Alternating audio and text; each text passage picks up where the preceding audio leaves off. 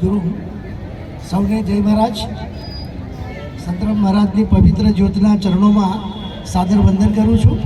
આદરણીય પ્રાતસ્મરણીય મોરારીદાસજીના ચરણોમાં પણ વંદન। નડિયાદ એક એવી પરંપરા લઈને બેઠેલું ગામ છે જે આપણે જાણીએ છીએ કે સાહિત્યનું ક્ષેત્ર હોય, સમાજનું ક્ષેત્ર હોય કે બીજું કોઈ શૈક્ષણિક ક્ષેત્ર હોય, એમાં એ અગ્રેસર રહ્યું છે। અને એમાં એક ખાસ મહત્ત્વની વાત એ છે કે એની જે આધ્યાત્મિકતા અને એના જે મૂળ જે રૂટ ઊંડા છે અને પવિત્ર સંતરામ મહારાજનું આખું જે વાતાવરણ અહીંયા સ્વામીજીનું, એનાથી આમ ગદગદ થઈ જવાય એવું આ ગામ છે। જ્યારે જ પણ આપણે નડિયાદ વિશે સાંભળવાનું મન થાય, જોવાનું, મળવાનું, ત્યારે પવિત્ર ભાવ આપણા મનમાં જાગૃત થાય અને ઇન્ટિમસી અહીંયા બધા લોકો વચ્ચે એક પ્રકારનો બહુ ભાવ બહુ છે, એકબીજા પ્રત્યે સામાજિક રીતે જોડાયેલા છે। અને આવા સંદર્ભમાં હસીતભાઈ દ્વારા અને એમની કોલેજ દ્વારા એક સત્વાહારનું 3 દિવસનું આયોજન થાય અને બધા આપણે પાછા આપણા પ્રાચીન પરંપરાગત જે ધાન્યો છે એ ધાન્ય તરફ પાછા વળીએ અને આપણી જીવનશૈલીમાં જે અત્યારે બદલાવ આવ્યો છે એ જીવનશૈલીના બદલાવને થોડો દૂર કરીને એની જગ્યાએ આપણું જે પ્રાચીન પરંપરાગત જે ધાન્ય હતું એનો આપણા રોજિંદા જીવનમાં ઉપયોગ થાય। અને આજે પણ આપણને જે નવી નવી વસ્તુઓ ભોજનમાં જે જરૂરિયાત છે એ પ્રાચીન ધાન્યમાંથી પણ બનાવી શકાય છે એવું એક સુંદર અહીંયા રજૂઆત થઈ છે। લગભગ કોલેજના વિદ્યાર્થીઓ, સ્કૂલના વિદ્યાર્થીઓ બહુ જુદી જુદી વસ્તુઓ શુદ્ધ રીતે બનાવી છે અને આપણે એનો આસ્વાદ પણ માણ્યો 3 દિવસથી। એટલે એક આખું એક આપણા જીવનમાં જે શૈલીનું પરિવર્તન કરવાનું છે એ આ છે। જો આપણે ભોજન અને ભજન જો જીવનમાં સુધરી જાય તો આપણું જીવન પણ વેળો પાર થઈ શકે।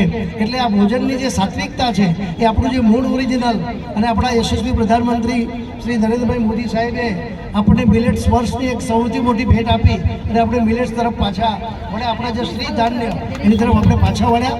એ ખરેખર આનંદનો વિષય છે। અને હસીતભાઈ એકલા હાથે આ બધી વસ્તુ નડિયાદમાં માત્ર આ કાર્યક્રમ નહીં પણ લગભગ જેટલા કાર્યક્રમો એ હસીતભાઈના હાથે સંપન્ન થતા હોય, કારણ કે એકદમ એ વધારે આમ પ્રમુખ રૂપે કામ કરે છે અને બહુ સરળતાથી, સહજતાથી। હમણાં ગયા સ્ટોલમાં અમે બધાને તો બધાને પાછા પ્રત્યક્ષ ઓળખતા હોય, એટલા બધા લોકોને ઓળખવું, એની સાથે વાતચીત કરવી, એટલે બધી બહુ મોટી નામથી મોટી વસ્તુ છે, કારણ કે આપણે બહુ યાદ રાખતા નથી હોતા બહુ।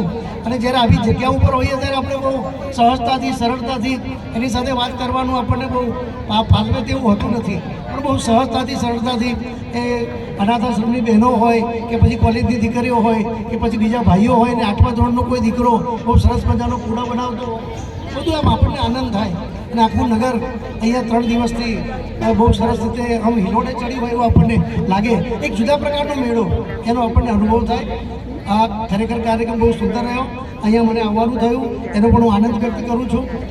અમે સરદાર પટેલ યુનિવર્સિટીમાં પણ સાહેબ છેલ્લા 4 વર્ષથી અમે ફૂડ ફેસ્ટિવલનું આયોજન કરીએ છીએ અને આ 19, 20 અને 21 તારીખે 3 દિવસ એ પણ આયોજન કરવામાં આવ્યું છે। આપ સૌને પણ સાદર નિમંત્રણ છે, આપ પણ આવો। ત્યાં અમારે ત્યાં 84 સ્ટોલ અમે કર્યા છે, હજુ અમે થોડું અટકાવી રાખ્યું, 100 ઉપર સ્ટોલ થઈ જાય। અને એ દિવસોમાં બહુ સુંદર કાર્યક્રમ હસીતભાઈના પ્રેરણાથી અમે ત્યાં કરવાના છીએ। 20 તારીખે એક બહુ મોટા સૂફી ગાયક, કાશ્મીરી સૂફી ગાયક, 20 તારીખે એમનો ત્યાં કાર્યક્રમ છે, મિસ્ટર ગનાઈ, બહુ મોટું કાર્યક્રમ છે। તો આપણે પણ એમાં પણ સાદર નિમંત્રણ છે, આપ અહીંયા પધારો। આપનો ખૂબ ખૂબ આભાર। ભારત માતા કી જય, વંદે માતરમ।